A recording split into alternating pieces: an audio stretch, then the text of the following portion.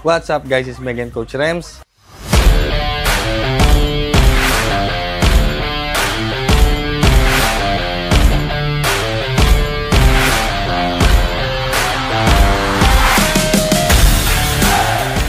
So ngayon ipapakita ko sa inyo yung progress ng gagawin natin gym. And yun, para makita nyo before and after.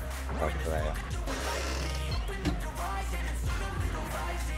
Dito ako sa may dulong pintuan. Tapos papakita ko sa inyo kung gaano kalaki yung gym natin. And kung ano yung inalis dito. Yung sinasabi ko sa inyo yung pader na alis eh. Yun yung inalis na. Pakita ko sa inyo. Yan. Pakita ko sa inyo kung gaano kalaki ha. I'll be cruising in my lane fast, call it high speed. I've been working hard, yeah, I've been working nightly. If you think you'll win, ha, not likely. I be taking shots, yeah, cold-blooded, icy. Watching numbers grow is what I call sightseeing. In the front row, run it up when they hype me. The following grows, they know how to ignite me. Call me CEO, I've been running right, see. And I ain't playing games, I create my own lane, making pleasure out of pain. Yan. Ano ba? So, yung inalis dyan, yung ito, ngayon makita nyo may bakas pa. Nung pader na pinag-alisan, then dito sa may baba. Yan. May potential naman siguro, no? Diba? Medyo malaki naman. So, yun, nakita nyo na, no? And medyo marami pang ayusin. Tulad yan, nakita nyo yung kuryente, hindi pa, di ba, nakaayos. And may mga nakasabit pa. Ayan, no?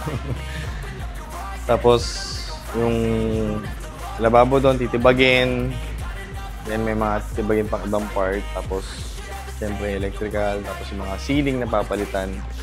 Makita nyo iba, may lundo pa doon. Ayun, makita nyo lundo yung ceiling. Tapos dito rin sa kabila. So, yung mga ayusin natin.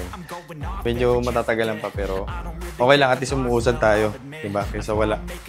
And, yun. Sana maging maayos at maging smooth lahat. No? Yun lang muna. In-update ko lang muna kayo. Then, kita-kits tayo soon. Ha? Basta update ko lang kayo. So, makita natin yung before and after. Alright? Peace.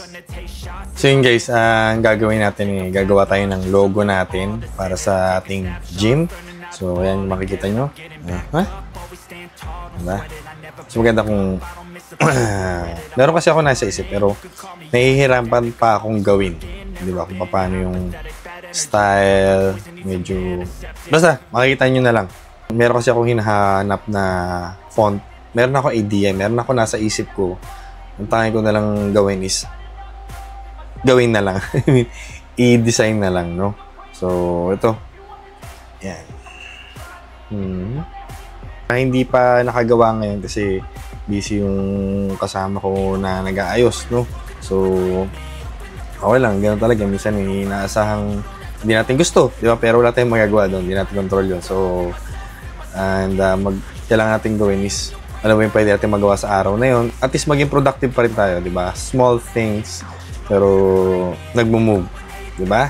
So, yun lang. Tara, edit muna tayo dito. Bigyan nyo ako suggestions. Ano kaya magandang pangalan, no? Ano ba magandang pangalan? Bigyan nyo ako suggestion. Actually, meron ako nasa isip ko nga. Kaya nga lang. Malay nyo, mas maganda yung nasa isip nyo, di ba? Kaysa sa akin. Pwede naman yun.